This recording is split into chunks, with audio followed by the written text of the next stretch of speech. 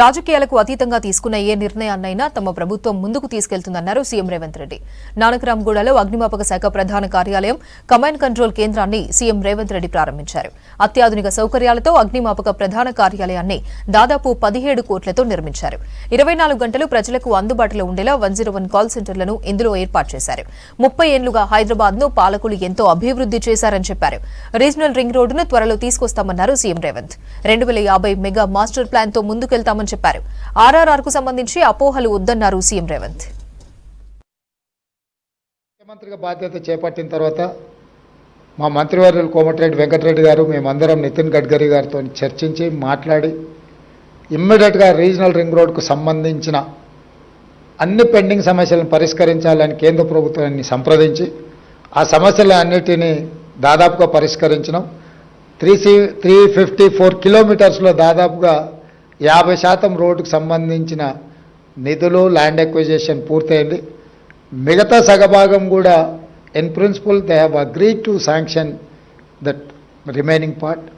So భవిష్యత్తులో ఏవైతే regional ring road విషయంలో ఏమైనా అపోహలు ఉన్నా వాటన్నిటిని తొలగించండి. తొందరలోనే తెలంగాణలో రీజనల్ రింగ్ రోడ్ కూడా రావడం జరుగుతుంది. దాంతోపాటు కంప్లీట్ రింగ్ రోడ్ మొత్తము రైల్ వసతి కూడా కల్పించాలి రవాణా కోసం అని చెప్పి ఆలోచన చేస్తుంది.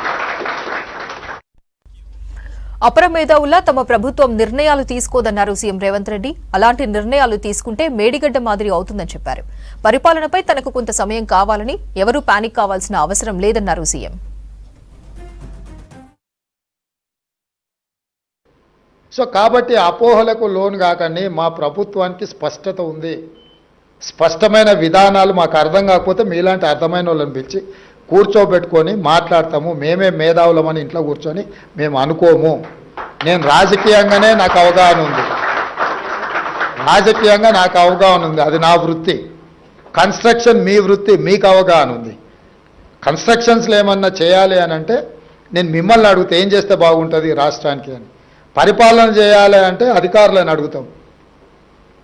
ఇంకేదైనా నిర్ణయాలు తీసుకోదలుచుకుంటే మహేందర్ రెడ్డి గారు లాంటి సీనియర్ నాయకులను, పరిపాలన అనుభవం ఉండి 40 సంవత్సరాలు హైదరాబాద్, రంగారెడ్డి ప్రాంతంలో ప్రతి ప్రాంతం పట్ల అవగాహన ఉంది. ఏ ప్రాంతంలో ఏది పెడితే ఏ ప్రజలకు ప్రయోజనం ఉంటుందో వారి లాంటి అనుభవజ్ఞుల నుంచి సలహాలు తీసుకుంటాం. మా అంతలో మేమే కూర్చొని అపర మేధావులమని ఆలోచన చేసుకొని అవి రుద్దితే మేడిగడ్డలాగా అయింది.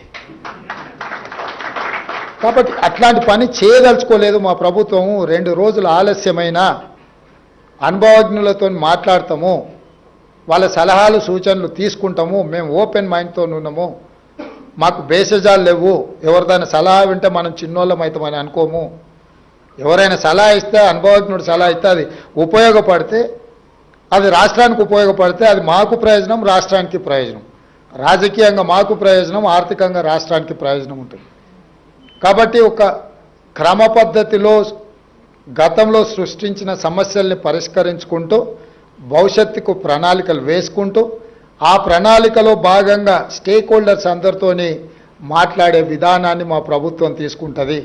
మీకు అనిపించవచ్చు కొంత గందరగోళం, కొంత ఆలస్యం అవుతుందను. ముఖ్యమంత్రి గారు వచ్చారు, ఎంఏయుడి ఆయన దగ్గర ఉంది, ముఖ్యమంత్రి ఆయన దగ్గర ఉంది, మా అనుమతులు ఏమి వస్తలేవు, ఎక్కడొక్కడ ఆగిపోయినట్టున్నాయి, ఇన్వెస్ట్మెంట్ చేసినాం, ఇంట్రెస్ట్లు వచ్చి నెత్తి మీద పడుతున్నాయి. ఇట్లా మీ ఆలోచన మీదే. నేనేం మీ ఆలోచనని తప్పుపట్టట్లేదు. మీ ఆందోళన కూడా నేను అర్థం చేసుకోగలను. కానీ పరిపాలన ఏందో అర్థం చేసుకోవడానికి నాకు కొంత సమయం కావాలి. నేను కూడా అట్లనే సంతకాలు పెట్టేదాన్ని పెడతాంటే బాలకృష్ణతో పాటు మనం కూడా ఉంటాం. అందుకోసమని నేను ఏం చేస్తున్నానో నాకు అవగాహన ఉండాలని నేను ఎక్కువ నమ్ముతా. చేసేసిన తర్వాత ఇదేందని నేను ఆలోచన చేయను. చేయకంటే ముందు 100 సార్లు ఆలోచన చేస్తా.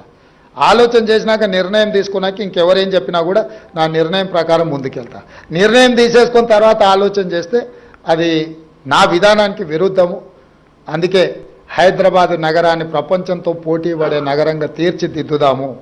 మీకు ఏమున్నా ఏదైనా నా దగ్గరికి రావచ్చు, చెప్పొచ్చు. పర్సనల్ ఎజెండా లేకుండా స్టేట్ ఇంట్రెస్ట్లో వస్తే 100% అక్రాస్ ద టేబుల్ ఆ ఇష్యూస్ని రిజాల్వ్ చేస్తా. అర్బన్ తెలంగాణ, రూరల్ తెలంగాణగా రాష్ట్రాన్ని అభివృద్ధి చేస్తామన్నారు సీఎం రేవంత్ రెడ్డి. ఫార్మాసిటీపై విమర్శలు సరికాదన్నారు.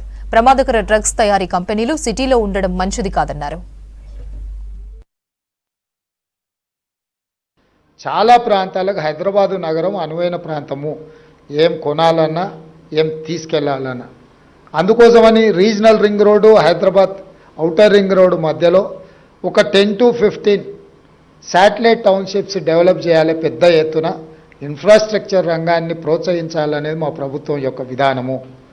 అదేవిధంగా ఫార్మాసిటీ తరలిపోయిందనో, ఫార్మాసిటీ కట్టట్లేదనో కొంతమంది పని కట్టుకొని ఆలోచన చేస్తారు. నేను ఈరోజు మీతోని చెప్పదలుచుకున్నా. అంతర్జాతీయ ఎయిర్పోర్ట్కు కూతవేటు దూరంలో బల్క్ డ్రగ్ ఫార్మా, అది రెడ్ జోన్. అంటే బల్క్ డ్రగ్స్ ఎక్కడ పెడితే గ్రౌండ్ వాటర్ ఎయిర్ పొల్యూషన్తో నగరం యొక్క మనుగడనే ప్రమాదంలో పడే అవకాశం ఉంది. అంతర్జాతీయ ఎయిర్పోర్ట్ పక్కన, నెవార్క్ ఎయిర్పోర్ట్ పక్కన అట్లాంటి 1-2 కంపెనీలు ఉంటేనే వాళ్ళు అది అక్కడి నుంచి ఎక్కడికో షిఫ్ట్ చేయాల్సిన పరిస్థితి వచ్చింది, అమెరికా లాంటి నగరంలోనే. సో అందుకే అక్కడ ఉన్న 25,000 ఎకరాలను ఒక నూతన నగరంగా నిర్మించాలి. అందులో యూనివర్సిటీస్ని డిజైన్ చేయాలా, హెల్త్ సైడు హెల్త్ టూరిజంని డెవలప్ చేయాలా, అదేవిధంగా electric cars, electric batteries related, అదేవిధంగా స్పోర్ట్స్ విలేజ్, అదేవిధంగా IT and pharma non polluted ఇండస్ట్రీస్ని అన్నిటిని కూడా అక్కడ డిజైన్ చేయడం ద్వారా ఎయిర్పోర్ట్ నుంచి కూడా ఇప్పుడు మెట్రో రైల్ని ఏదైతే డిజైన్ చేసినామో, గతంలో ఇక్కడ నుంచి ఔటర్ రింగ్ రోడ్ నుంచి మెట్రో డిజైన్ చేశారు. ఈ ప్రాంతంలో ఉన్నవాళ్ళు ఎవరైనా మెట్రోలో పోయే వాళ్ళు ఎంతమంది బంజారా హిల్స్, జూబ్లీ హిల్స్ ఈ ప్రాంతంలో ఉండేవాళ్ళు. అందుకే మేము ప్రజా ప్రయోజనం కోసము ఈరోజు నాగోల్ వరకు మెట్రో ఉంది. నాగోల్ నుంచి ఎల్బీ నగర్, ఎల్బీ నగర్ నుంచి ఓవైసీ హాస్పిటల్, ఓవైసీ హాస్పిటల్ నుంచి చాంద్రాయణగుట్ట, చాంద్రాయణగుట్ట నుంచి P7 రోడ్ నుంచి ఎయిర్పోర్ట్కి ఇచ్చినాం ఫస్ట్ కనెక్షన్. ఎల్బీ నగర్ నుంచి హయత్ నగర్ వరకు మెట్రో కనెక్షన్ ఇచ్చినాం. అదేవిధంగా ఈరోజు మియాపూర్ వరకు మెట్రో ఉంటే అక్కడి నుంచి ఇప్పుడు BHL ఆ నుంచి రామచంద్రాపురం వరకు, చందానగర్ నుంచి రామచంద్రాపురం వరకు మెట్రో ఎక్స్టెన్షన్ ఇస్తున్నాం. ఈరోజు